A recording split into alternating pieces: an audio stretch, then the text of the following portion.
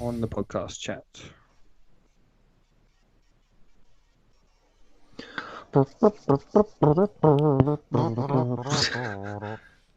Lewis, was it you that was humming that? Yeah, it was. Yeah, I can see it now. Oh, was the fuck worst. off. Have you watched that back? There's no reason at all for us to do that.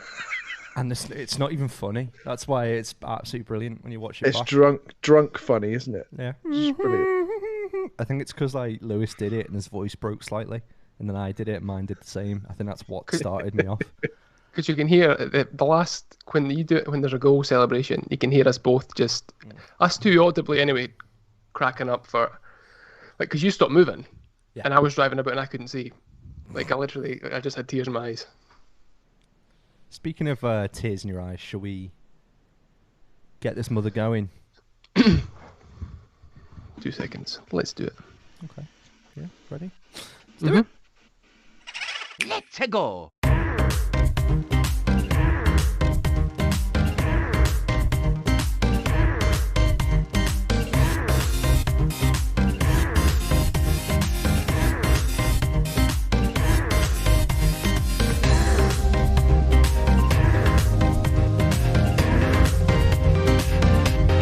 Mamma mia! Hello there, and welcome to the Switch Island Podcast, episode 52. My name is Lewis, and today I'm joined by three absolute guys. The first of them being, his tweets are finger-licking good. It's the Colonel.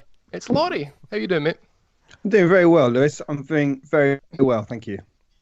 Good. Next up, freshly sluiced and ready for action. Try and catch some if you can. It's impossible. He's like a bar of soap. It's the slippery bugger, Ben. Hello. How you doing? You well? Good. Yeah, good. Thanks. Still enjoying that very much. Good. And last but by no means least, sugar, spice, and everything nice. These were the ingredients chosen to make the perfect little boy. But Professor Utonium, these are getting more difficult. Professor Utonium accidentally added an extra. Keep it together. An extra ingredient to the concoction. Chemical Y. Thus Daniel Ward was born. How you doing? One of these days I'll get up through all of them without laughing. You got through the other guys and you just bottled out of mine halfway through. I must feel pretty left down now. Sorry. Apologies. I know. He's all well, he's all good. How about you? Delicious. All right. I'm well, thank you. I'm well. I can see guys in the chat as well. I see the guys are supping back some lovely beers. What have he's got there? I am juiced up and ready to roll with Elvis juice from Brewdog, Great which is top. always a good one. Grapefruit. Also with Brewdog, Punk IPA, my desert island drink. Classic. Absolute classic. Bit unimaginative nowadays. Disco forklift truck. You've got a lot of that in your cupboard, haven't you, Dan? Yeah, I've got. seen your Well, cupboards. I've only got 2 left, which is Wow. a good sign of how the Yeah, weekend went. lock when we were down and playing do that. Rocket League. for you. Yeah, that was Rocket League. But yeah, I'm enjoying them. And then I've also got, just to tide me over, Ridgeline Pale Ale from that Flavor Leaf pack one. So, all right, I'll do with that. Deal. It's good. It's fine. I've got a pint of DJ. Hey. The DJ. Lutein juice. I love it. I feel like I want to keep that up now every week. That's your thing. Pint of Luton juice. That's his Yeah. thing. Drinking a juice. The only sober Scotsman at this time of Yeah. night. Wow. Yeah, Ben. Quick, move on. Christ. Right, guys. In the absence of any news, I thought it'd be quite an interesting little discussion if we could look back in our mind's eye at the days of yore and games we particularly liked playing as younger versions of ourselves. For me, thinking back to one of the games I probably enjoyed playing the most, I think I was around 14 when this came out, so in the year 2000. It was WWF No Mercy Okay. on the N64. To this day, still I think, the benchmark of all wrestling games. Doesn't look like Ben agrees with me. This is just my wrestling face. I don't know what you're talking about, mate. Please do go on. Well, yes, it was a combination of 3 games prior to that. I think it was WCW, NWO, World Tour, and Revenge, then WrestleMania 2000, and then No Mercy, and that sort of capped off that series. AKI and THQ working together to make just such a fun game.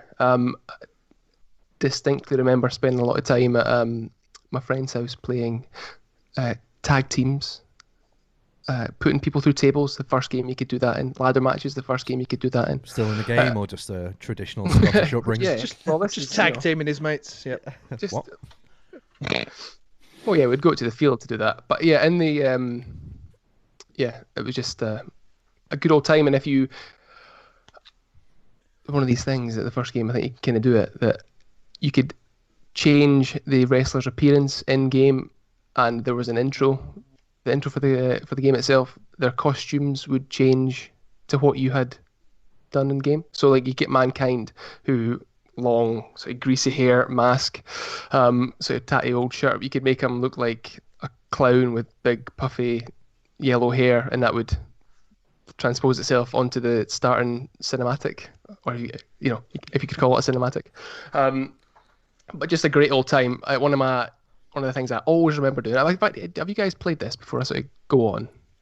I know you played games, the sort of spiritual successor, as it were, the Def Jam games, Ben. Yeah, no, I don't think so. I think I might have had a couple of wrestling games, but not this particular one. Played a lot of wrestling games in the arcade that I can remember, but I don't think I ever played this. Oh, go on, Laurie. No, I was gonna say I had quite a few on the SNES. I think it was Super WrestleMania on the SNES back in the day, but by the N64 days, I was too old for wrestling. I put away my wrestling gear and moved on. Hung up your spandex. Yep. Yeah. It's the, same joke, worded differently. That's why we go together like peas and pod. The wrestling game WrestleMania one, was that with Doink the Clown and Razor Ramon and Shawn Michaels in it? Do you remember? Yeah. I had that. Legion of Doom. Yes. Yeah. But I had the only real wrestling game I've got fond memories of was SmackDown 2 on the PlayStation. Okay, really yeah, that was good. That was really really good. I think that was when I first played a game, and I was like, "Wow, games like this now." So, and then I look back at the images, and it's absolute shit. Yeah, terrible. Yeah. But yeah, PlayStation games don't date well. No, well, they are the Nintendo 64 ones, but I think for this one, I've not played it since since back in the day. But I think what made it quite satisfying to play was it seemed to have a real weight. So when you done a rock bottom to someone, it actually felt like it was impactful. But one of the things I do remember about this was I think I was playing this around maybe the same time as. Did you guys remember the band Creed? Yeah. Creed, they had a song called "My Sacrifice" from an album, from the Weathered album. I distinctly remember playing as Jeff Hardy, and I'd get whatever guy I was facing against on the mat, and there's a bit in My Sacrifice where it probably just like kicks in maybe about 30 seconds or so from the beginning, and I would try and time it exact to land this move whilst that came crashing in. You know, these are the things that when you're bored alone sitting in your bedroom, you can get up to, you know. Good fun. Did you? No, you don't. Did you cry? Did you cry a lot as a teenager? Listening to those cold, lonely nights in Scotland. Yeah, in retrospect, there's like 100 other things that are better to do, but that's what I spent most of my time doing, trying to sync up wrestling moves to My Sacrifice by Creed. While we are being all nostalgic, who was your favourite wrestler as a kid? Ooh, Shawn Michaels, definitely. Stone Cold for me. Stone Cold. I'm going to say Legion of Doom. I'm going to have 2. I like Legion of Doom as well. It was an animal. cool. Rey Mysterio was cool as well. I liked Rey Mysterio. I don't remember that. Was that a local Liverpudlian wrestler? Rey Mysterio. Oh, fucking Rey Mysterio, lad! I'll come at you, lad. Hey, swear down, lad. Nah, Rey Mysterio. He was the Mexican dude. I think he was Mexican. Christ. Not touching that. He had like the lucha libre kind of mask on. Right. So Yeah, he fucked people up, but he was always doing these flips, wasn't he? Loved to flip. Yeah. So. Superfly Jimmy Snuka. He was good. Yeah, I remember him. Do they, He was do they definitely still Liverpool. make wrestling games? You still get wrestling games? Yeah. nowadays? Yeah. Do 'em, don't they? 2K20 is notoriously buggy. Yep. Oh yeah. Isn't They there don't that seem to be a thing anymore, do they? They're not like Fire Pro Wrestling is supposed to be really good, and that's going to be coming out on Switch at some point, apparently. I don't remember that. No. I don't know. Just heard it on the grapevine. Yeah. Could be. Keep you to the street. I'm up for a wrestling game. It'd be good to have a bit of. I'd like to see like Def Jam Vendetta come back. Yeah. Something like that. I thought you were going to say. Not with any of these modern rappers though.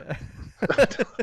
Like Stormzy versus Wiley in Yeah, wrestling. That'd be rubbish. 6ix9ine, just running away from people and ratting them out. Just go. He hurt me. It was him. You can't help He yourself. pulled my hair. It was him.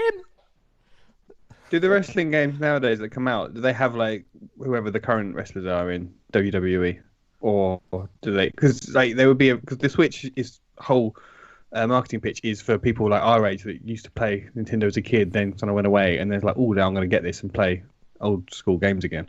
And if they just brought back a wrestling game with all the classic wrestlers in it, like a young Hulk Hogan and Bret the Hitman Hart and the British Bulldog, everyone would be like, this is amazing. You know, Rowdy Roddy Piper for Lewis. You know, Exactly.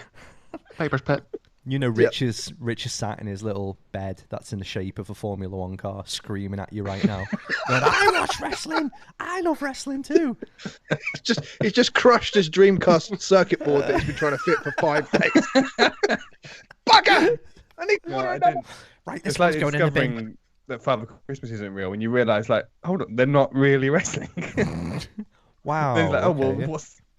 What? Do you Sorry, remember when they spoilers. came out and told you that? They had to do it. They came out and said, "Oh, yeah, it's not real." Like they actually genuinely had to make a statement because there were people out there that still thought it was real. There's that meme with that guy sitting crying in the audience saying, "It's just still real to me, damn it." Yeah, And he's like, crying and that was enough of a meme for me. yeah. Is That's getting shot. back to your choice, Lewis. Was that one on N64? Did I remember? Am I remembering correctly that it had some sort of face? You could create yourself in it. Basically. Yes, you could. You It could was like make a character yourself. creator thing. I think I do remember playing it and trying to do it, and it was you could just create some grotesque version of yourself. Yeah. Like, yes, I'm sending this guy to battle. You know, that was like, at the height of when I was really into wrestling, so I had my own. Really digging up the weeds now. I had my own wrestler and my friend who lived Would you have your own my alter own ego? wrestling name. I was the Wilsonite. You raided And my- your mum's clothes. And my mate was called Breen Dust. His name was Brian. I don't know where he got Breen Dust from. Yeah, the Wilsonite and Breen Dust tag champions. Amazing. Yep. Scum Death in the chat saying Ultimate Warrior was his favourite. Nice. Yeah. He was mental, wasn't he? Another very colourful wrestler. I thought he was just bragging, Scum Death. I forgot about Ultimate Warrior being the wrestler. Yeah. Wasn't he the one who was like quite clearly high whenever he was speaking? And they caught him out on several like videos. You can watch like a thing on YouTube and he's just off his face. And he's just screaming at the camera. And everyone's like, all right, mate. Yeah, we know it's fake, but rein it in. I'm pretty sure that's the one. Whereas someone like Ric Flair was just like openly, clearly just doing cocaine throughout the whole of his career. His hair wasn't white before he started. Like that's the, No. yeah. It's just if you shake his hair, it all comes out. Well, he kept it. Woo, woo. That was the worst Ric Flair woo I've ever heard. Woo. 908, mate. The baby's still going off slightly. I'm not screaming woo. But yeah, that's my nostalgic pick. Speaking about it there, I think we could chat for ages about old wrestling things by the sounds of it, but I think we should, one of you guys want to divulge your nostalgic pick?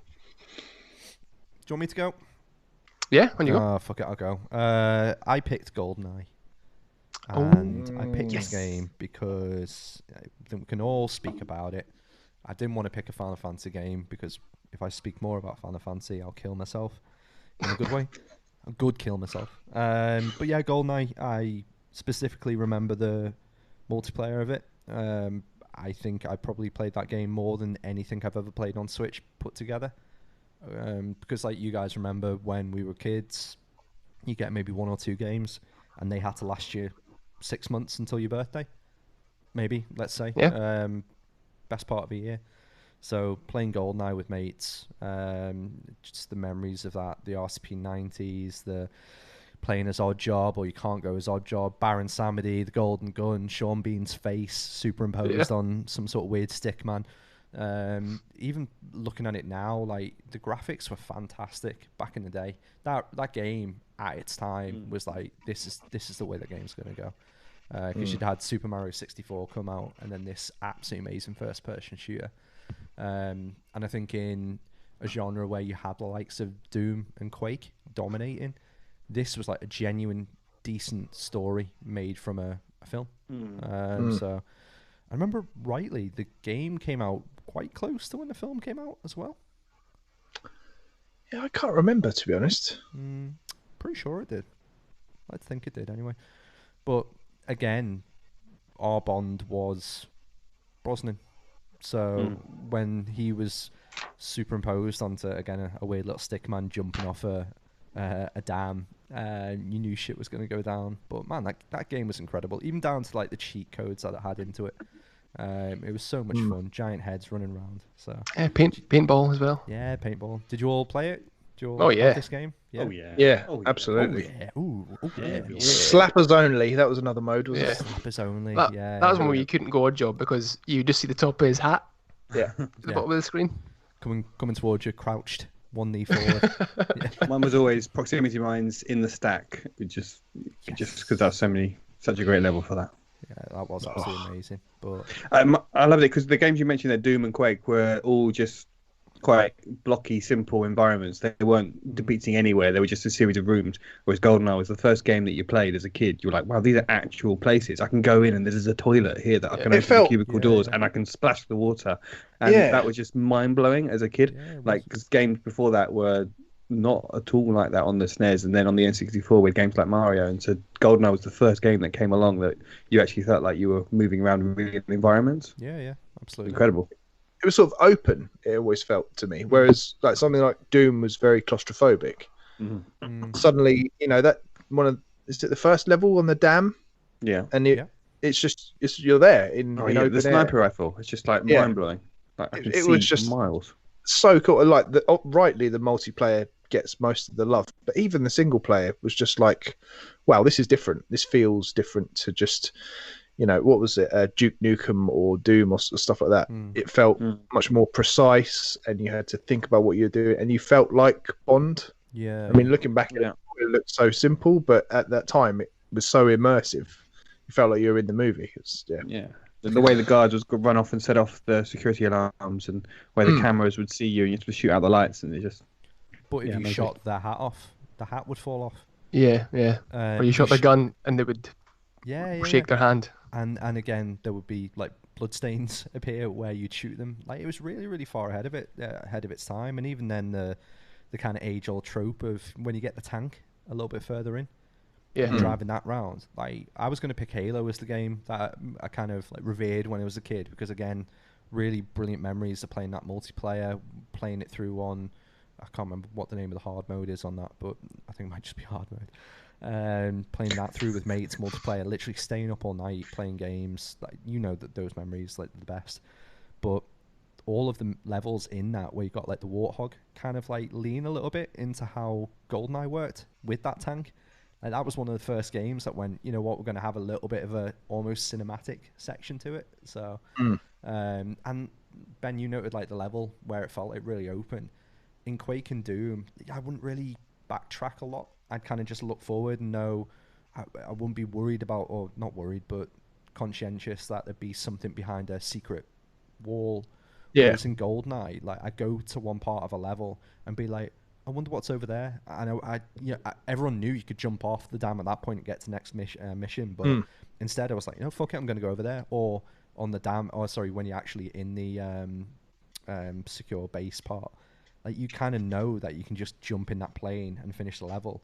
But instead you're like running around and then figuring out what's going on, and you can see the alarms going off, and it was just really, really well fleshed out and thought through.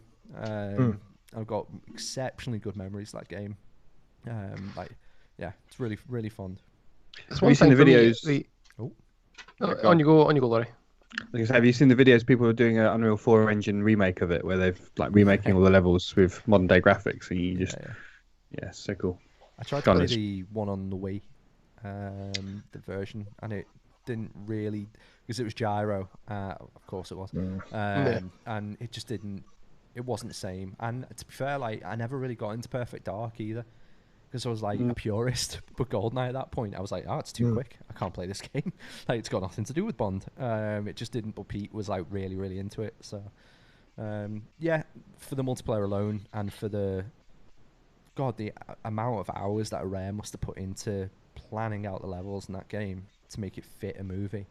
Like just even now, that's an astounding feat. And I probably, if it was remastered, play that game again. Also follow David Doak over on Twitter, who's one of the original creators. Oh, nice. Dr. Doak. Dr. Doak, yeah, he's in the game. He's very, very cool. And again, he just posts like really interesting things about the game, even now. So cool. I've really tried to play it with using a Nintendo.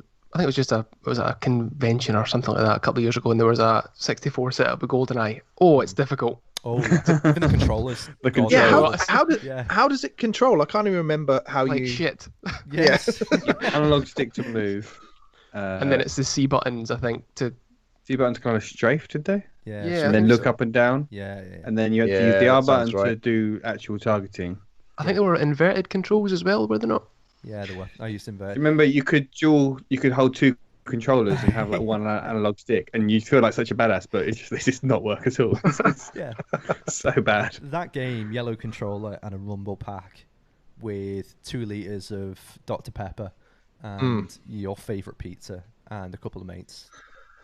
That's exactly what lovely feeling. Like the amount of times that me and my mates, kind of my friend had a granny annex at the back of his house that just ended up just being where we would all go to have sleepovers. He didn't have a granny in there. Well, there was that one. Move up, Nana. Come on. And we would just go crash around there. I'd bring a couple of my N64 controllers, GoldenEye. It was me and him were the only two like gamers, but then our other mates loved GoldenEye as well. So we just and that just brought us all together, getting the pizzas in, getting a few possibly illegal beers. And just doing that like all night, literally all night, just playing it over and over. Such a good memory. It's always that kind of, you're chasing that dragon, and I think that's the Rocket League at the weekend was like that feeling again, where we are all drinking. I think we were like, poor Andrew, we were going to jump into Jackbox, and he went, just carry on playing this. I was just like, yeah, I'm really enjoying this game, and that was a GoldenEye-esque feeling, which I'm coining that phrase from now on. That is a GoldenEye. Maybe not in that vein, but yeah, you get my point. And then it's still something now that I think that would do well if it got remastered. They brought that out at 25 quid. Yeah, completely updated it. Yeah, I'll play that. I have one question about GoldenEye. Okay. Why one tiny, tiny little bit of that plastique dynamite would just...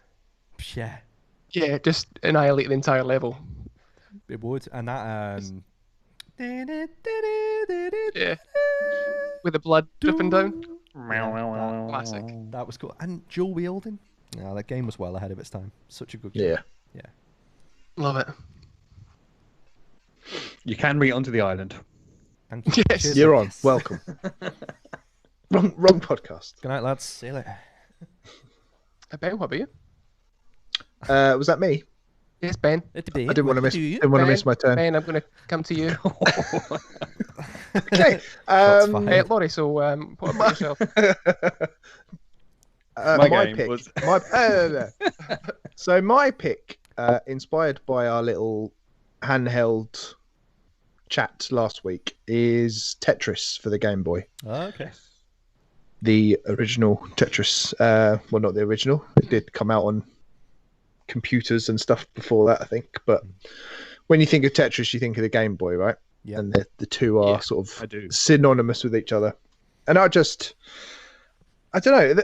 It's not a game that sort of captures your imagination in the way that like a GoldenEye did, but it was just so addictive and just so simple that I could quite happily just, have a few goes and then pass it to like my mum to have a go, or or even my dad, or just the people that wouldn't ordinarily dream of playing video games at the time. And it was just this little thing that's like, it was like the Game Boy's killer app. Yeah. And I think that it's possibly the first killer app that any console or handheld had, was just you had to have Tetris on the Game Boy. And I think the fact that we're still seeing iterations of it now, and essentially, Tetris 99 is basically exactly the same game, but in a slightly, different packaging and with an online component to it, but it's still just the same Tetris that came out in the mid to late 80s.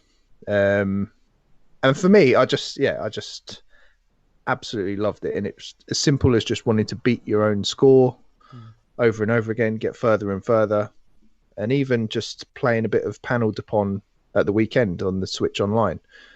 It's just got that same thing. It's just so gratifying, just clearing lines. And that's, so I did a little bit of research into it ahead of today's show, would you believe? Lord. Yeah. And apparently that the guy that came up with it originally, Alexei Pajnidov, I think his name was. Probably British. Butchering that. Yeah. British guy, yeah, British fella. From England. Yeah. You know him. From England. So he was like fannying about with it. That's not the way they worded it in the documentary. And it wasn't until he got to the point where you clear the line. So originally he was just trying to build up the line so you could kind of fill the screen with these blocks. And then he realized actually the hook here is you build them up, make a line, and then clear it. And that was like the sort of moment that it clicked. And that's when that addictiveness comes in, because that's the loop, is okay, I'm building these blocks and then I'm clearing them down again, building up, clearing down. It makes a nice noise when I clear the blocks down. And it's crazy to see the sort of history behind it all, and the quite famous publishing wranglings that are still kind of going on to this day, which is probably why Panel de Pon, we've got that version and not Tetris Attack, because I don't think Nintendo have necessarily got the rights to use Tetris Attack anymore, something like that. But you had like Atari involved, Sega were involved, Robert Maxwell's was involved somehow as well. His kind of, I think Mirrorsoft they were called. Yeah. Which is just, and everyone was trying to get a piece of this pie when they realised how kind of big it was going to be, and it just kind of transcended video games. So when Nintendo were debating whether to kind of get the rights to publish it on handheld platforms, I think they took it to Miyamoto, and I wrote the quote down because he said something that basically said, just went, fuck, I could have made this as easy. No, his big boss asked him what he thought of it. Is it any good? And he said yes, because your secretaries and accountants are playing it. And I think that was quite, in a nutshell, that's what Tetris is. It's like the first mainstream game that you can just pick up, understand how to play, and just be hooked. And that's what I love about it. It was advertised to businessmen on planes, wasn't it? That was it. It was seen as not just something for kids to play. It's just for people, commuters to play as well. Is it, and that's why they packaged it with the Game Boy. So they made an actual decision that, okay, Mario is obviously our mascot, but that's for little boys, is what they said, whereas Tetris is for everyone. So it makes sense, if we want this to go mainstream, let's put this with it. Pretty sure I got a package with Smart mine move. as well. Yeah, as well. Yeah, OG Game Boy. I was Still got say, with the game itself, 2 points. So first one being, has anything ever been as successful that's as old as Tetris? So like Pac-Man, like, okay, does well, but if I got a new version of Pac-Man that came out, which it kind of regularly does, it rehashes Miss Pac-Man, whatever, I'm not at all interested in buying that. As soon as there's like a new Tetris game, I played Tetris Effect on the PSVR. really want to play that. Oh mate, that was ridiculous. Even just the music choice behind it all is absolutely incredible. Really, really good game. But when I'm saying it's a really good game, it's exactly the same game, just packaged in a nicer environment. It is just genius. So you have to do very, very little with that game to make it interesting. I think the second point I was going to say was about Tetris Effect and going, what else would you do to that game to mass market it? From your point as a marketer, what would be your spin? Yeah, it's tricky. I mean, the market. I like that. The I don't know. The marketing side of it was genius, though, all along from day one. Just the fact that they basically took the decision to put all the Russian shit into it. Yeah. So beforehand, it was just this falling block game. And they said, right, how can this appeal to a Western market? You know, this is bearing in mind the sort of Cold Wars going on at the time. This was created effectively by, you know, he was working for the Russian state at the time, and he created the game so it effectively belonged to Russia, the game, their legal property. But it was basically marketed in the West as being this sort of exotic Russian thing, and they had, you know, the original packaging had Tetris written in Russian, and the whole success of it is down to that amazing gameplay plus this clever little twist of marketing, putting the classical music score in it that just gets stuck in your head. And who hasn't got it stuck in their head just now? Yeah. Exactly. And when I do play Tetris 99, that's the theme. That's the theme. I just that's what I want. And the noises, the sound effects when you make a Tetris line. That one. And you do a Tetris. Do a Tetris. Did you get the effect where when you stop playing it, you just can see it in your eyes? Yeah. You know it's really going under your skin. You can see it. You play it all night as a kid, and then you go to bed and you can see the shapes coming, and you think, oh God, it's messed me up for life. I'm just going to see this for the rest of my life. Yeah. And then you play it again. Yeah. Speaking of that soundtrack, I think it's one of the only times that my mum has told me to turn the volume down on a game. It's like, turn it down. Turn it down. But it was it's one of only 14 games that were inducted into the Museum of Modern Art as a work of art, basically, as well, which I think is pretty cool. Along with Pac-Man that you mentioned, Dan. I think Katamari Damacy is in there as well. Wow. That's a podcast to go through all those right there. Yeah, I mean, half of them I haven't heard of, to be honest. Portal's on there, SimCity 2000, Okay. Myst. Yeah. But Donkey Kong 64. No, I don't believe there's any N64 games in it. Possibly a coincidence. Well, who made that list? No. But Ben, you make a really good point, because it could have just been a plain kind of here's some blocks falling and some sort of just bleepy bloppy music. But the fact that they went all in on the Russian, that's what you remember about it. That's what makes it memorable. The music, the St. Basil's Cathedral, and all the marketing. Just the little space rocket that went off at the end. Yeah, it's not enough to have great gameplay. Like you need a hook, and that was the hook. And it's genius. A really good point. Later Preston for that as well. Like there's so many games that came after that had that hook. Even like Bubble Bobble, I know we joke about it a lot. That was the other game I was actually thinking of bringing. Was it? For this. Great Yeah, game. I was sizing up between the two of them, but then I thought Lewis would get upset. So. What a prick. Yeah. I want to play Tetris 99 now. Yeah. It's all I want to play Tetris Effect, to be honest. I still need a VR. You need a PlayStation though. Send me both, please, mate. I'll send you both. Do I push my luck? A little bit, Yeah. Lovely. Laurie, what about you? I'm going to go for a little-known game called The Legend of Zelda: A Link to the Past. Don't know if you've heard of it or played it. Nah. So just a bit of background story. When we were kids, I shared a bedroom with my brother, older brother. He's a year or two older than me. And so we shared a SNES.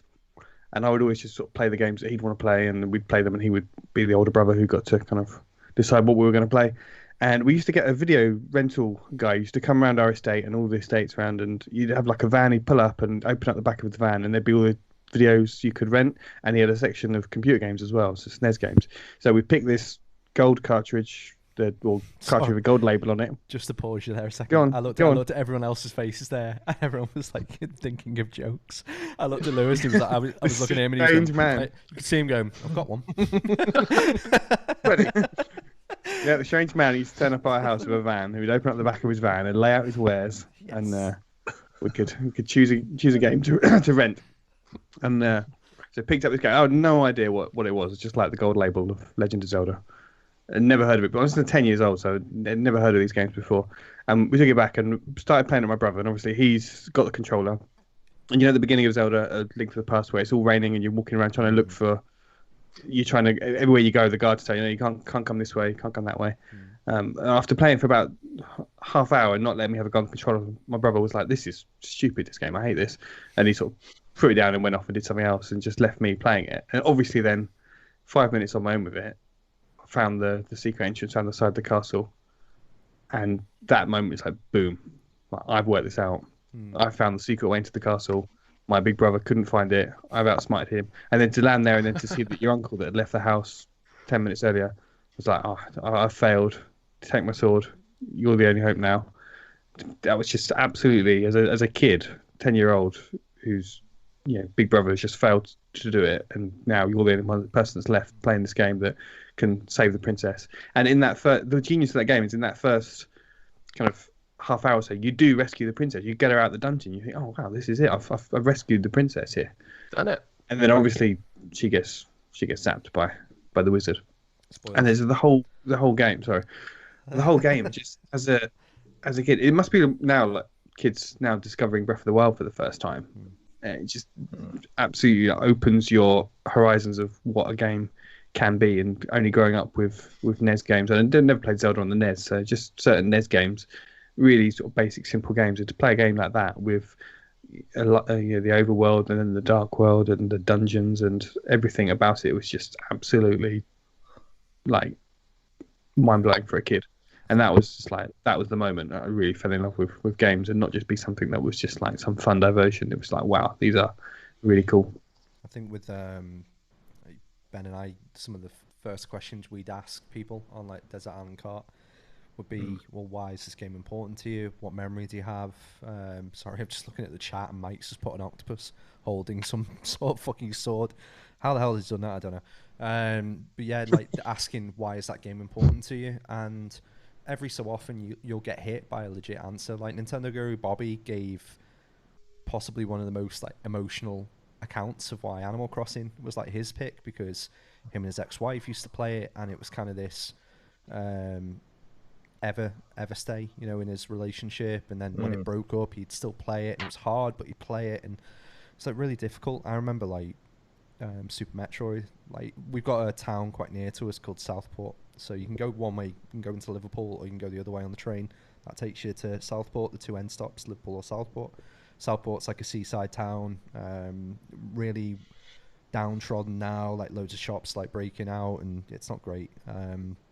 Whereas, but back then it was like kind of like the go-to, and my nan took me there.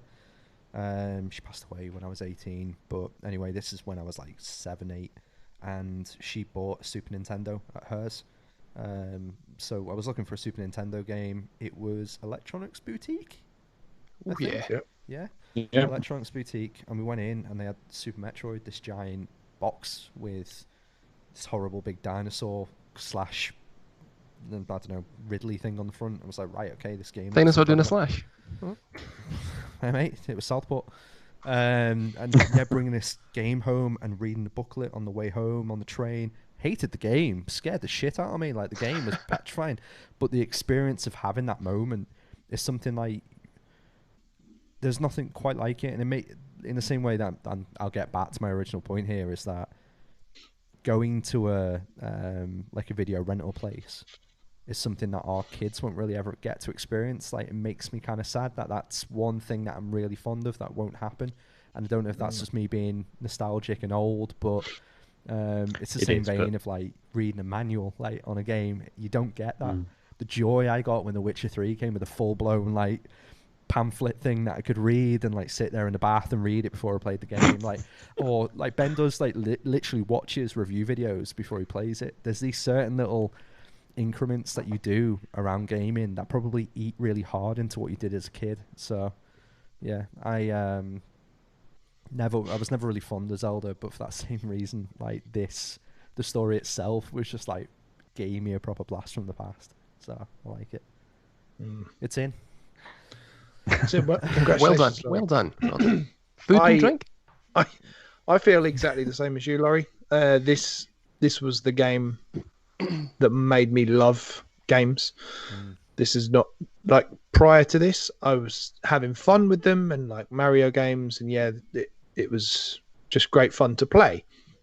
But this was the first time I felt like, right, I'm going on an adventure. This is like I'm discovering this for the first time, and it just felt like it was a much bigger experience than any other game I'd played prior to that. You know, because everything else was pretty much, you know, a derivative of an arcade game. Whereas this was a story that you were a part of, and you were just, it was unfolding in front of you, and you didn't know what was going to happen next.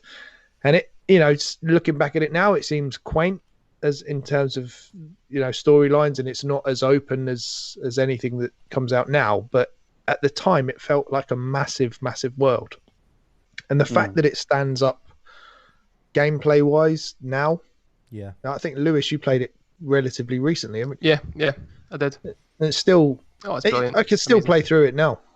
Like, well, I did when it came to I've ever the finished it. SNES Mini. I played it again, So and I will Switch play it Online on the as well. SNES. Yeah, I will play it on Switch Online for sure It's at some point. so difficult. I mean, I haven't finished it. I think I'm about 25 hours, and I've got the last little bit to do. But there's bits in that game, like towards the start, you're in one of the That's dungeons. a Game Boy game, and you're playing it for that long. That is ridiculous. SNES game. Sorry, On the yeah, on SNES, my sorry. it's But on my 2DS XL. the Though, fact yeah. that you're playing it for 30 hours, and what I'm guessing you're making a beeline for the end, and you're So I'm not 25. Like, and I've not done any of the sort of side. I've done bits and pieces of side missions to sort of level things up, level sword and armor and whatever. But there's bits at the start, and it's like you turn up in a room, and you're like, okay, what am I meant to do in here? And there's nothing there to tell you what you should be doing. And you need to push a block, and the waterfall will part. There's like 3 waterfalls in the back wall, and you'll do something, and you walk through it. I was like, how you might know that? Like, back then, like, I mean, I don't have experience from back then from Link to the Past, but I do from other games. You just continue to play them. Like what you said before, Dan, is that you would get 1 or 2 games maybe over the course of an entire year, so you had no other option to play what you had.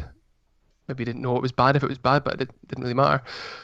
But yeah, now it's like you're in this sort of aspect of, okay, I'm here. I want to do it. I don't want to fanny about for 45 minutes trying to find a door. So I did actually have to look up a guide for it, but I was like, no chance would I've got that within any reasonable I don't time. think you should worry about looking at a guide for it. Back in the day, like video game magazines is where you got the information from, because they were just full of spoilers. The spoilers weren't a thing back in the day. They would just full on print. The guides would just be part of the review, and failing that, you just ask your mates at school, and someone would know as well.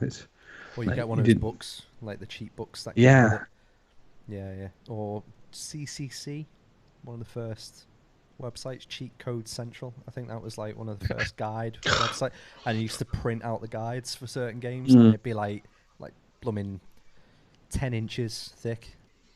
So that was some sort of penis joke there, but nobody got it. There's got to be one every episode at least. So. Has to be Thank one you. every episode.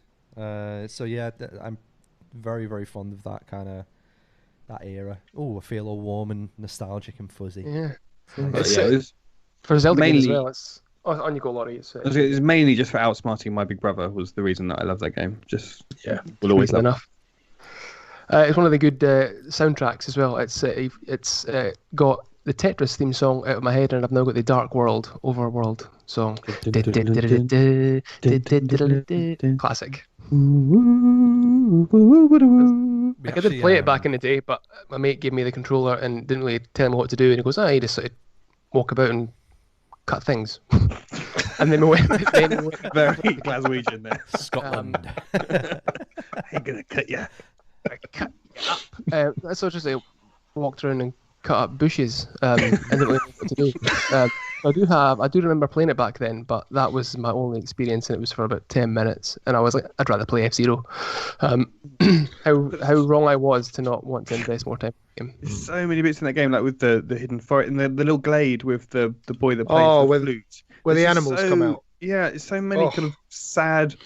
It's such a Miyamoto game. There's so many sad little moments like that, little bittersweet moments, or the blacksmiths, or just the people that are around the village. There's just so many little stories that it's just so stories told so basically, but so powerfully. What's the crack with the artwork as well? Why is it stood up so well? Because it is still a gorgeous looking game. This pixel art will never age. Yeah. It's mad, isn't it? It looks. Look at that. It looks exactly. They fucked themselves over when they started making 3D games. Careful, Ben. Be very careful what you're seeing. There's about 10 years of games that look like shit between Link to the Past is a far better looking game than Ocarina of Time, and no one could dispute that. Yeah, there's no one arguing that. Good. Someone will be. Teeth. Someone will find me. Yeah. So before we move on to the suite releases, there was a little bit of news, I suppose, in that a game, one of the illustrious few or many that I've traded in, Splatoon, had this repeat Splatfest at the weekend where ketchup triumphed over mayonnaise. Did anyone partake? I had mayonnaise at the weekend. Yeah, I had some mayonnaise at the weekend. Well, that's a no. And also rumours of Metroid Prime Trilogy being released this coming June. That seems nailed on, doesn't it? I think so for a while. But nailed on. Wow. Yeah, for the trilogy to come out, I don't know whether or not they'll be remastered, but I thought that was pretty common sense. I think it's nailed on that it's coming out, but whether it comes out in June or not is a big question mark. Well, I'd love it if it did, but we seem to be entering a phase of no one knows what's going to happen. I mean, that Paper Mario drop. Exciting. Well, that was rumored. You know what us Nintendo fans do with giant question marks, Laurie? We bash them out of the way, mate. Stick the heat in them. Doosh. Nintendo joke for everyone. There you go. Headbutt them. Yeah. I've never played a modern Metroid game. Only, what was the Metroid, one on the DS? That was shockingly bad Hunters, game. Metroid Prime Hunters. Yeah. And you had to sort of do crab hands to control it. And it was I played it for a few hours and said, this is painful to play. I'm not going to play it anymore. I'm all up for playing all the Metroid Prime trilogy.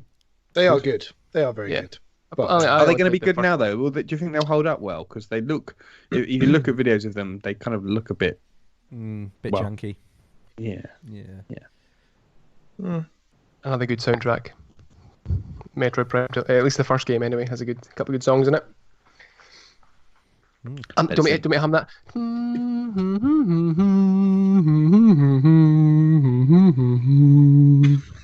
I mean, it's no Tetris, is it? Wow. Right. I think it's time to move on. So I think it might be time for the sweet releases.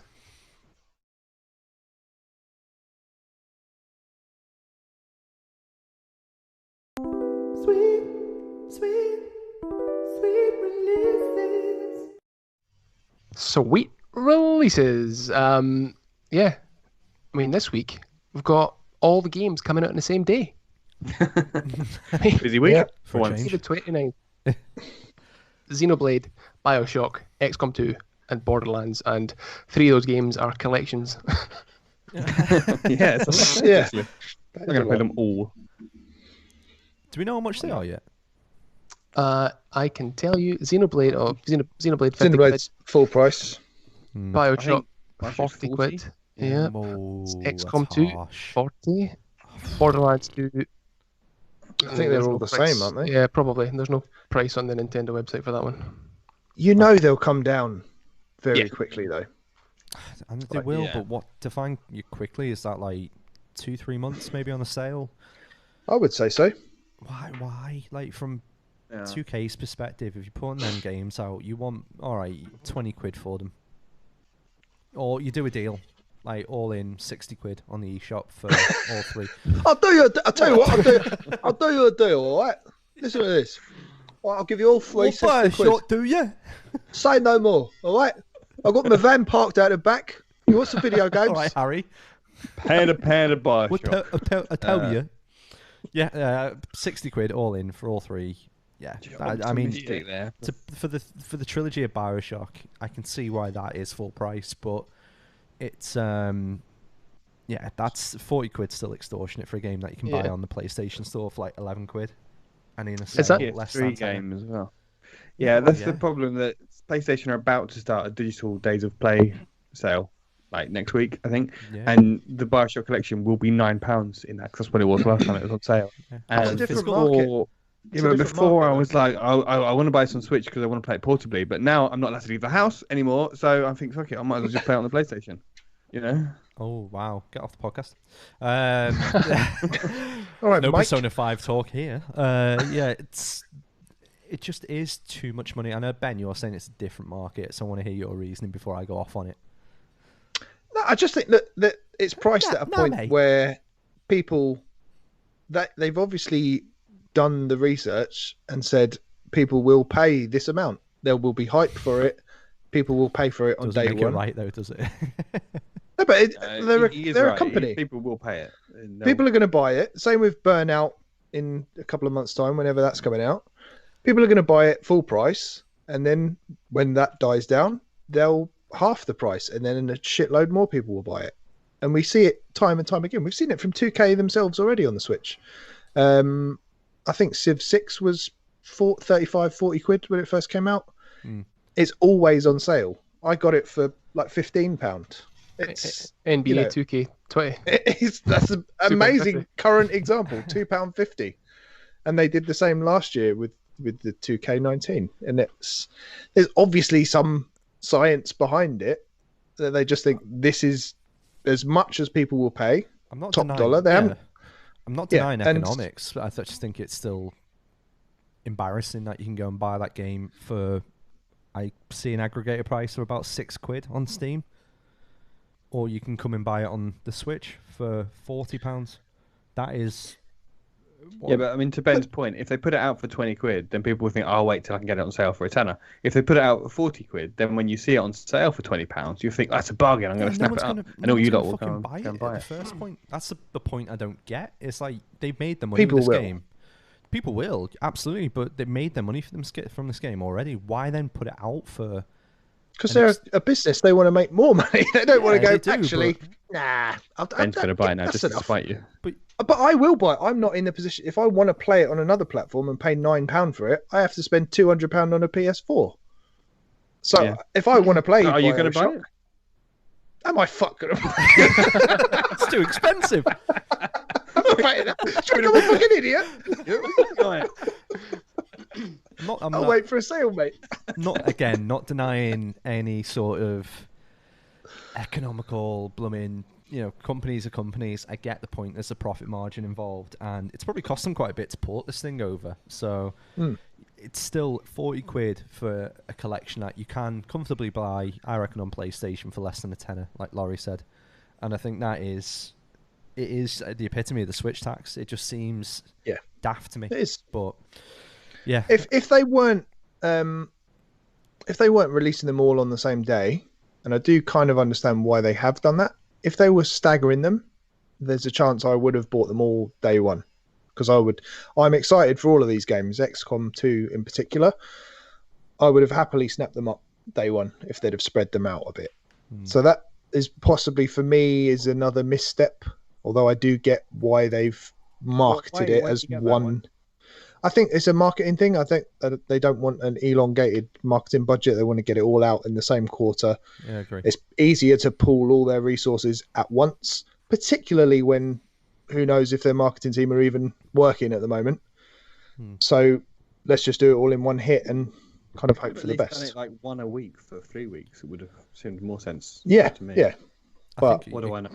Yeah, it's just at the moment the eShop, being honest, it's probably got the worst sales out of any of the other, because even the first party IPs don't really go down to a cost You know, similar to Steam or similar to like the Epic Store or 33 quid is what PlayStation. you'll see most of the Nintendo games. And that's fine. Like, again, I think we'll probably move away from this generation going, Nintendo had their IPs, and, you know, for the last 30 years, they've maintained value on the fact that you cannot play a Zelda anywhere else. Like, you can't. That's why you buy a Nintendo console, is to play those kind of games.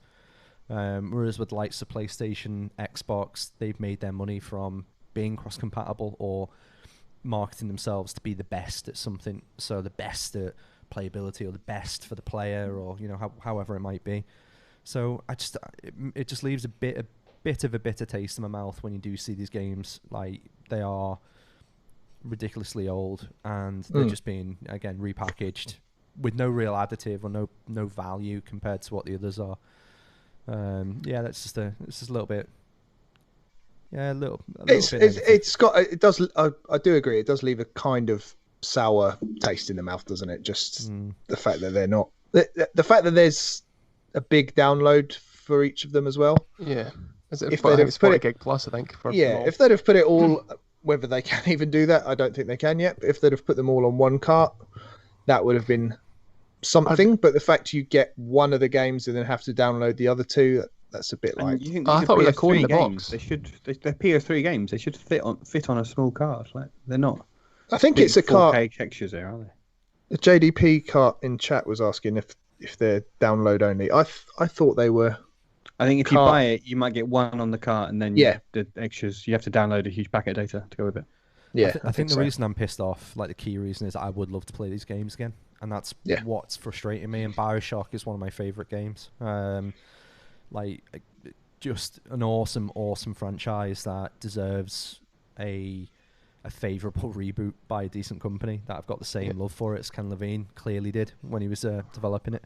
One of the long lost Desert Island Carts was with one of the chief programmers of BioShock 2 and Infinite, and I've forgotten his name. But again, I really want to play them. I've never played XCOM. I really want to play that game, but I'm not going to pay 40 quid for it. That was free on PS Plus like 2-3 months ago. XCOM 2, I should say. So, and then the Borderlands games, I tried to play the first one and it just didn't stick. But it's one of those franchises that was like, you know what? Really enjoy the humor. I want to go back to that game. So I played the Telltale one, even though I hadn't played the others. That was awesome, really funny. So yeah, it's I think that's where it's a negative, but it's also also on the other side of the coin where it's awesome that these games are going to be able to be played on a Nintendo console by more people, and hopefully, like you said, Ben, if it goes down in sale pretty rapidly, you know, within the first month, I think that'll be a positive. But even then, it's 20 quid still for those 3 games. It's a lot of money. Yeah, it is. Is indeed. Talking to day one purchases, Ben, are you all in on Xenoblade? Hell yes, I am. I am no longer denying it. I'm in. I've pre-ordered it. I actually got a notification just before we started tonight that it's been dispatched already. So hopefully might get here ahead of time and I can start it before Friday. I haven't seen enough, and because I've purposely not gone out there looking for it to know whether or not I'd like this game, because I didn't really enjoy Xenoblade 2, but I did only play it for about an hour. And this is hilarious that you guys are writing in the chat and it's appearing right in front of your face. It's on Skype, by the way. Is it? Yes. Keep writing. Let's write more. But yeah, I think I'm in that. For those on audio, Ben just said kiss me. I don't think it shows on Twitch. No, it does. No, it That's doesn't. it. 100% did. I don't think it shows. Okay. Yeah, Just showing how the does, sausage is made. No, trust me. Pull back that curtain. I would like to see Xenoblade. I would like to play it. I'm curious. I'll probably jump in if it gets a decent thumbs up from Ben, because I think you're my go-to JRPG fanatic at the moment. You know, seeing as you're a born again JRPG fanatic, so I'm curious to see how you find it going into the franchise blind. So no pressure. Yeah. Just fucking stop it. Pack it in. A lot of you.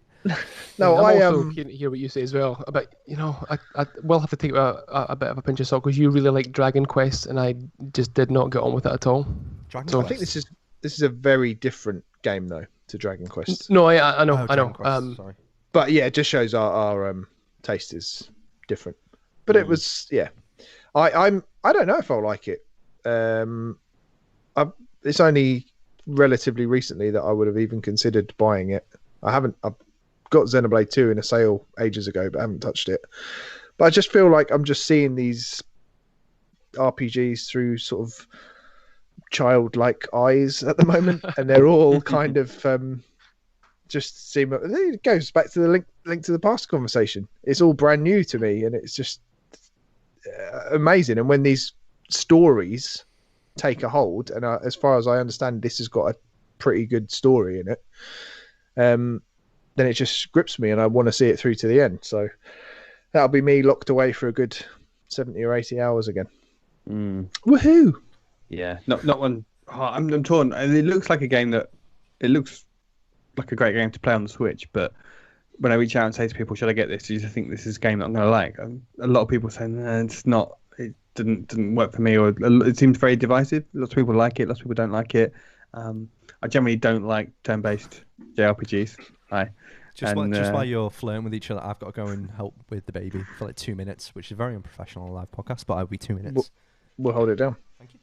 Baby's gonna baby. This is like when you have those work Zoom meetings and stuff like kids run in like go again. Xenoblade. Yeah, I don't know on it. It looks great, and it looks like the sort of kind of epic experience that works really well on Switch, and it's great to be able to take that sort of game, rip it out of the dock, and you can just carry on playing it on the go seamlessly. That's kind of what Switch is made for. It's great, but I just don't know, turn-based RPG, especially really tropey JRPGs that are turn-based. I don't think it's turn-based. If that makes a difference to you, I think it's action-based. We'll see. There's a lot of other things coming out in the next few weeks and months, and they're like an 80-hour RPG. I kind of think like I'd rather play 10 8-hour games in that time. Yeah, I know what you mean. There's a lot of games I could squeeze in there. There's a lot of games coming out. But I'd rather play through BioShock, to be honest. Yeah, so I'd probably pay £40. Don't tell Dan, but I'd probably pay 40 quid for that. It's okay, he's gone. We can all admit it. We're all buying it on Friday, right? and that's just for the first one. Never mind the other ones. Yeah. Yeah, I mean, to touch back on BioShock, I had that. I'm thinking on the PS3. I think I can't remember. On the PlayStation 3, and I didn't finish it. I got to a certain point and just put it down, never picked it back up again. So I am pretty keen to dive back into that. Probably more so than Xenoblade, just on the basis of it being this mammoth game, and there are other things I'd rather play on a massive sort of unknown. But I hear good things about the Xenoblade Chronicles game.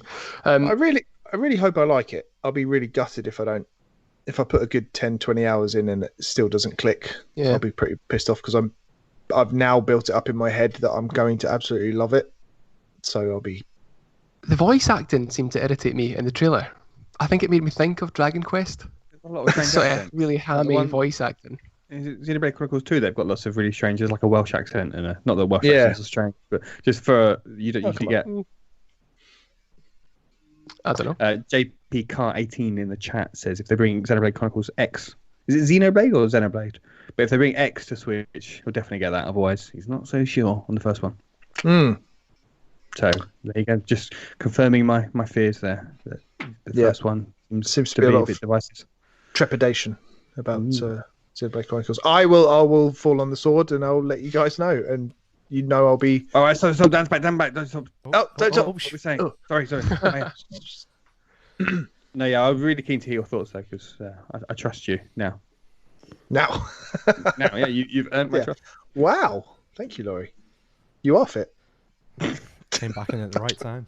Enough. Dan, have you anything to say about Xenoblade? No, probably buy it. Like I said, if you guys like it and get a bit of FOMO. Full price. Yeah, that's it. Well, fun. Yeah, you know what? Because it's something I haven't played, and it books the trend because it's a Nintendo IP. Yeah, I probably will pay full price for it. So, and I know Andrew can get us a deal. You know what he's like. He's a wheeler dealer. Yeah. Right, guys. I think it might be time to switch it up. Ooh, didn't know to do that. Here's the button.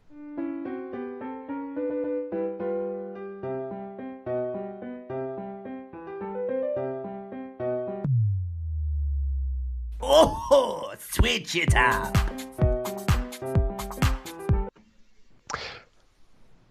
Ben, my friend. Whoa. Let's switch it up. Please. I'm reaching to you from last week. Please tell us what you've been playing. Sorry, mate, you're breaking up. What was that? I have been playing Trials of Mana, Ooh. the remake Wow, on didn't see that Nintendo coming. Switch. No, who'd have thought? And I finished it a few days ago. Rolled credits. I don't know if you can ever finish games these days because I think there's a post-game sequence that you can do. But I think I've finished it. It's good enough for me. You know, I saw the logos at the end of the 4-hour-long credit sequence. I've paid my dues, so I finished it. And it's a lovely, lovely game.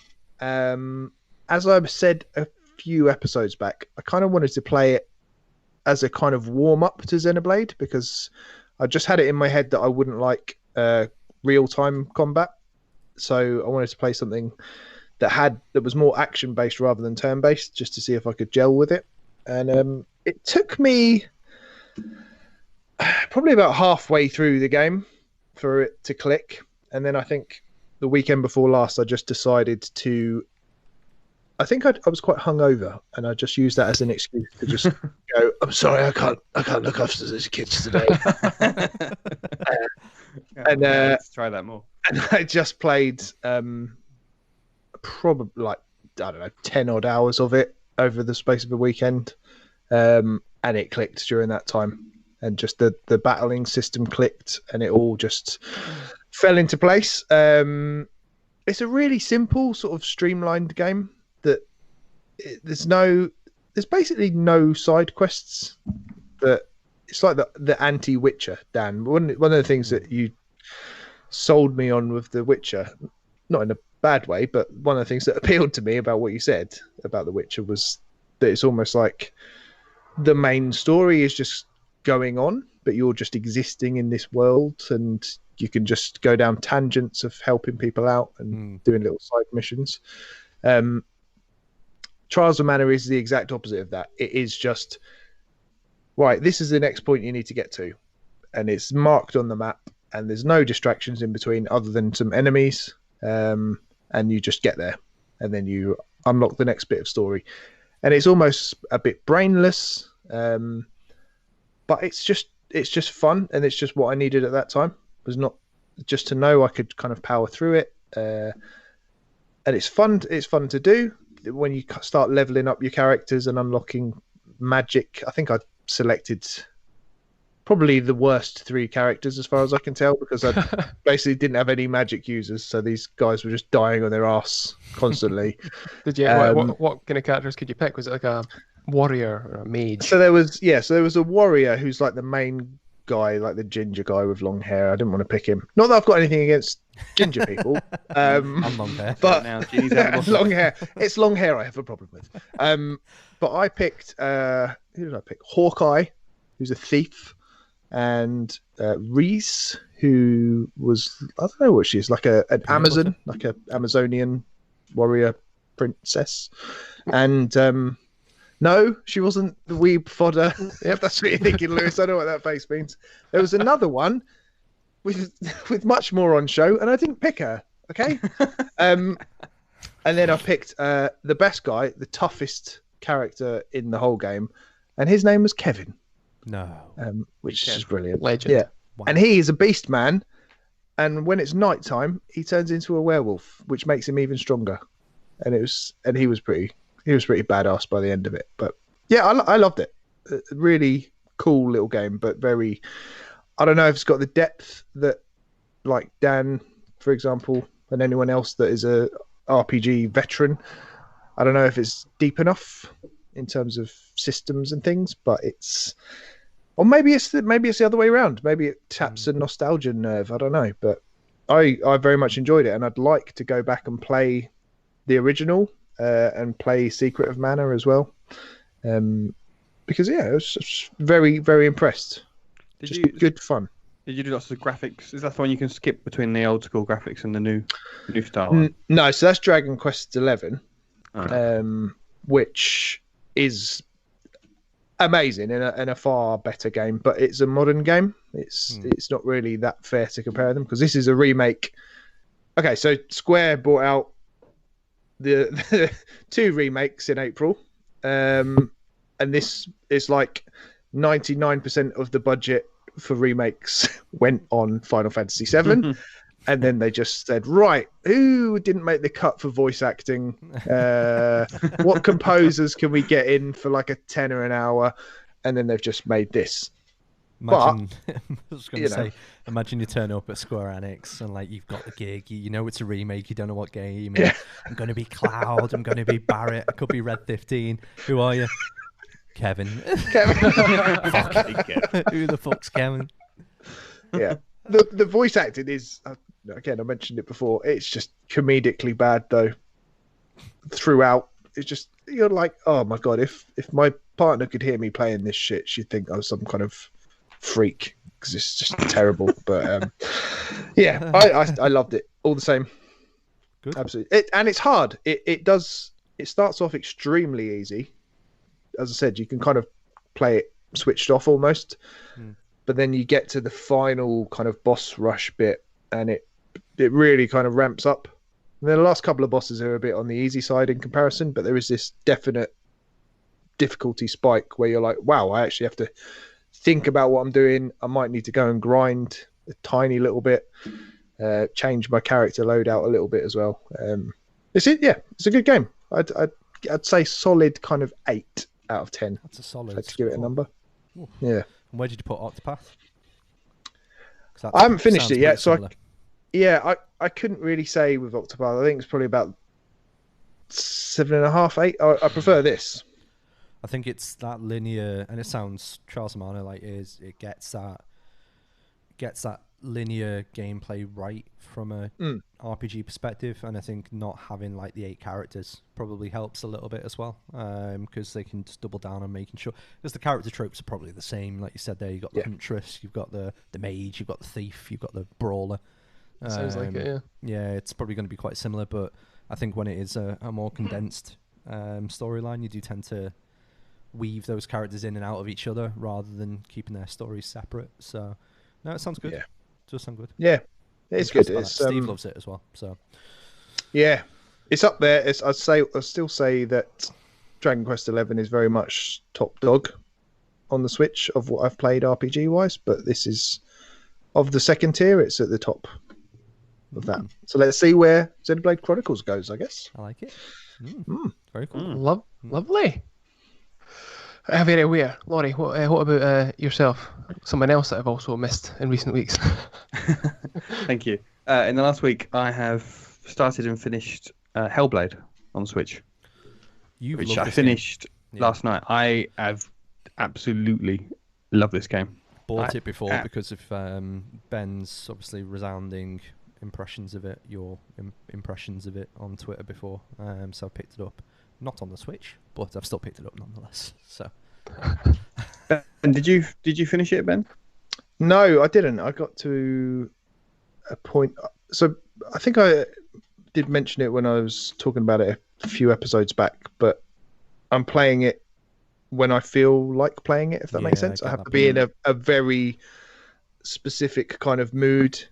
Normally, when I'm like especially stressed out, and I just think, well, actually, I just want to go in this dark environment and just zone out for a couple of hours, and I'm not playing it handheld, so obviously that restricts how I play it as seems well. to be one for handheld, so arguably not one that's ideal for Switch. If you got a choice of places to play it, I feel like I should have just bought it on PS4. To be honest, it probably would have been cheaper. But I think it's a really difficult decision to make, that kind of call, and sometimes it is nice just having that game on Switch as well. Like if the ability, and it's.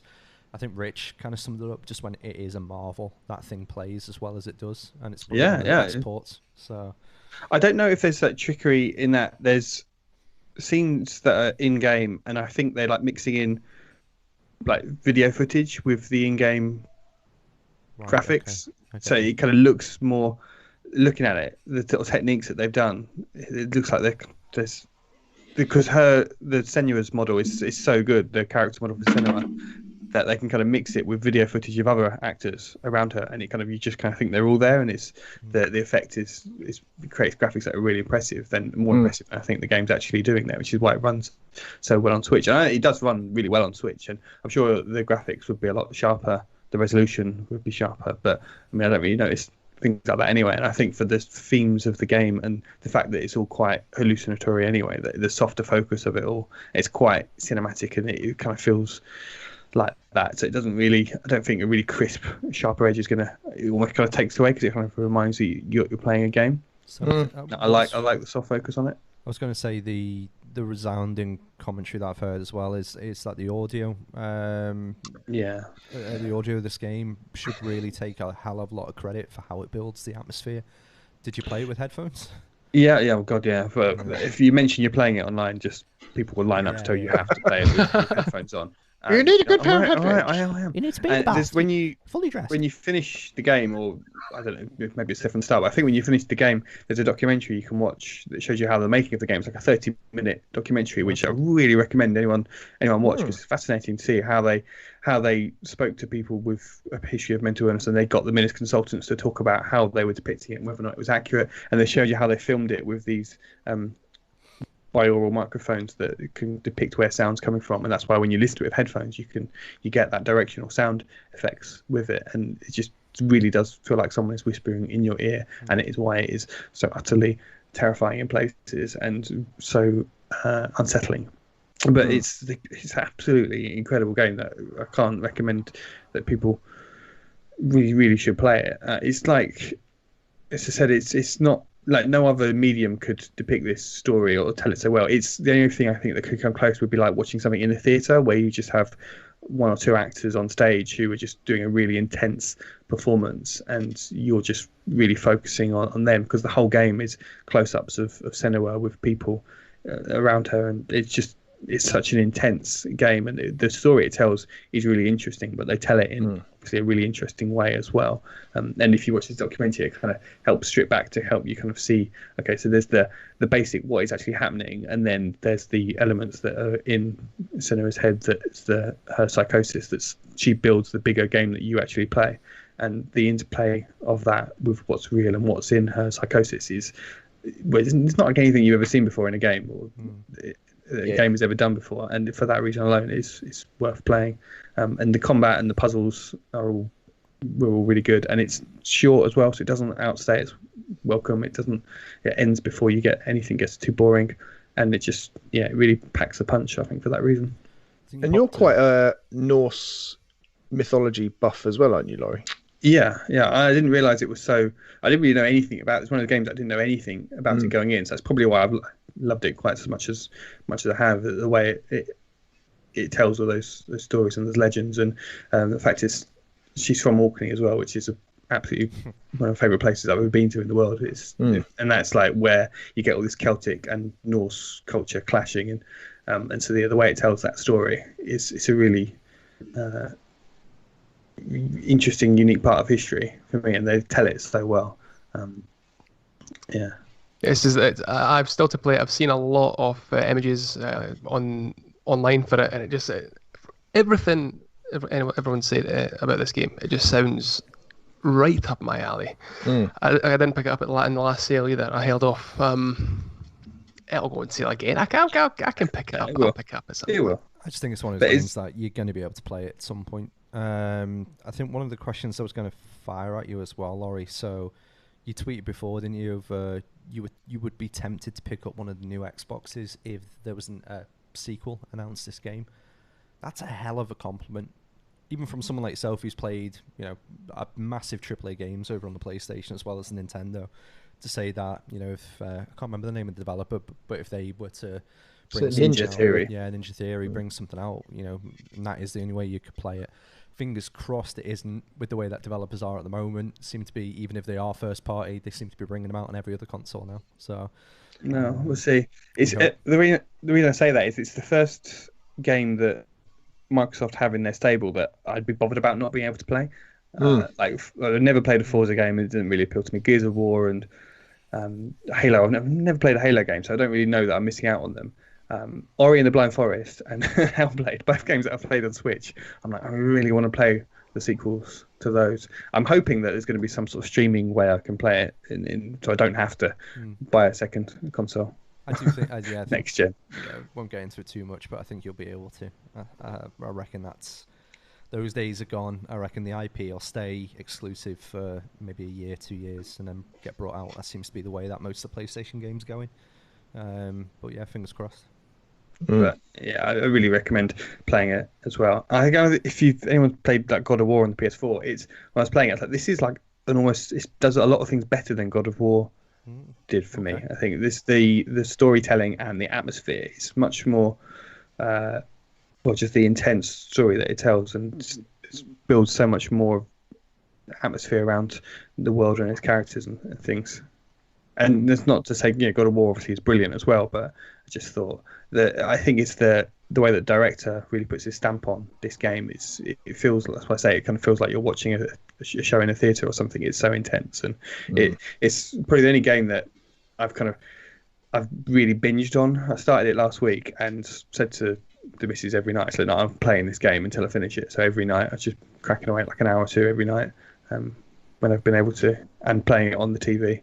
And it's been years since the game's done that. Cool. But sounds excellent. We say around 7 to 10 hours, you'd say, around that. Yeah, something like that. Sounds ideal. Young Daniel, have you been dipping into anything interesting recently? I've been playing Moonlighter in prep for the Between Dimensions, I think it's called. DLC that's coming out on the 29th. Like absolutely every fucking thing is coming soon. I really loved the first game a lot, and it was one of the few that I actually bought it digitally and then went and bought the special edition from Limited Run, I think it was. Yeah. Oh no, Signature. Yeah, Signature. Yeah. I'm saying it's you that bought it. Yeah, it was that. Cheers, Lewis. Thanks, mate. Sorry. But yeah, really, really incredible game. Like a roguelite. It's got shot mechanic as well. You go into these dungeons. Each one, I think there's 5 originally in the first game. Not in the first game, but the original game, where you've got maybe like a woodland one. You've got one called like the Golem thing, and they go up in difficulty. And you basically rinse it for loot, and then you can sell that loot in a shop. Really cute game, very, very fun. Replayability is insane. The music in it is basically the music that we send the baby to sleep on every night. It's so good, and it's so addictive, but it builds. So like there's a shop theme when you obviously turn your little sign round and people start coming in and picking up your wares.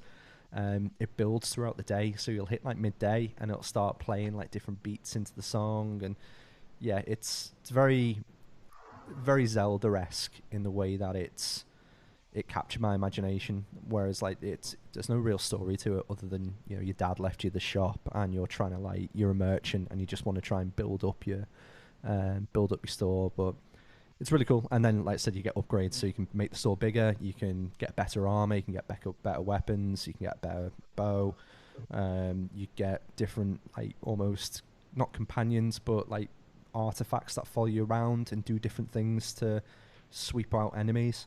But yeah, the DLC that's coming out, it adds another dungeon in. I think it's got quite a few cosmetic changes, and it's adding like different enemies into the dungeons that are already there. So it's just more of the same, and it's more comfort food for me. I say that a lot on the podcast, but it's that kind of game where you can play it handheld for about an hour before you go to bed, and that's just perfect for me at the moment to wind down with. Other than that, a shit ton of Rocket League as well. I see that was my game. It was a Rocket League from Saturday night, which 3 of us here played. Laurie didn't take part. Justin, terrible. Is this going to be the new Fortnite? It was, and you know what the marvel of that game was? One of us was playing on Switch, 2 on Switch. We had 1 on PC, 1 on PlayStation. It was just like the fact that game runs that well across multiple consoles. Yeah. Psyonix, just like absolute geniuses, absolutely incredible. Same as Epic, the way they do Fortnite. Like how the hell they make that. Yeah. Teach Nintendo, please. Teach Nintendo about netcode. They were one of the first companies, weren't they, that forced Sony and to work together with Xbox Yeah. and Yeah. Nintendo to talk to each other. Because they did it accidentally, didn't they? They pressed the button to allow crossplay between all platforms, and then went, "Oh, sorry, Too late. like it does work. It is really easy." Yeah. The adverts for that as well, about like it was the guy in red and the guy in green both playing with each other. Yeah, It was genius. exclusion. Carl's in the chat and you said Rocket League. Nice. Cheers, Carl. The only person I could give Lewis a run for his money. And here was Ben and I thinking we were good, sadly. He's like the Eric Cantona or whatever of Rocket League. He was really, really good. I thought you And he meant kicked went that and, guy. Kicked that. Yes. Got there before me. Yeah, I mean that is just that again sort of harkens back to when we did all the Mario Kart stuff from last year. Like it was just such a fun time, and it's available. On Twitch just now. It's available to rewatch 3-hour stream of us all playing Rocket League. Just such a great time. I was okay on Sunday, but I believe you two were a bit worse for wear. I was terrible state. I had to get up at 6. And How many beers, Dan? How many beers? I had 9, and Sophie's just like, "Why were you humming the Harry Potter theme at like 1 in the morning?" And when you won't get it. And I rewatched it, and I was like, I still don't understand why that became a thing. We were just starting, not great. But yeah, that was a whole heap of fun. We need to do that again this weekend. Definitely. We do. It felt like a night out, just socialising, and it was lovely, really nice. 9 That's beers. what nights out are these days. Yep, the new going out.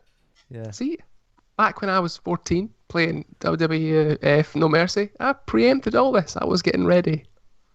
I just can never play Mario Kart again because you ruined it for me, you arsehole.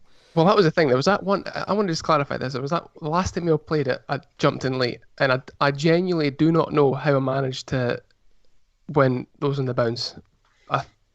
I even stopped on the track for a period of time to let his catch up, but he's never did. I don't know what happened. It says, "Don't mess with the Wilsonite." The Wilsonite, the magic elbow. That was the finisher. Right, guys. I think time to wrap things up. If you enjoy this content, we'll go through who you can find us. Laurie, YouTube. YouTube. No, YouTube. Just go YouTube. I was going to say the Eggman 64, but If you want to go to that on YouTube, you can have I think you could make an educated guess of where to I find don't know, us. the And- Switch Island. Well With the done, Switch mate. Island on YouTube. Yeah, it is. Wow, how'd you get that? I think you can probably say that for most of these things. So, yeah, Twitter, Patreon, Instagram, and Twitch are all the Switch Island.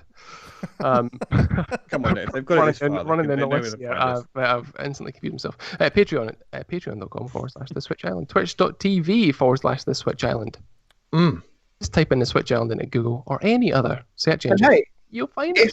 if you are a Amazon Prime user, you can give us a sub on Twitch at no cost to yourself, and it will help us with the channel as we are growing this platform. Yes, I am an Amazon Prime subscriber. I have no clue how to do that. Me too. The homework for you there.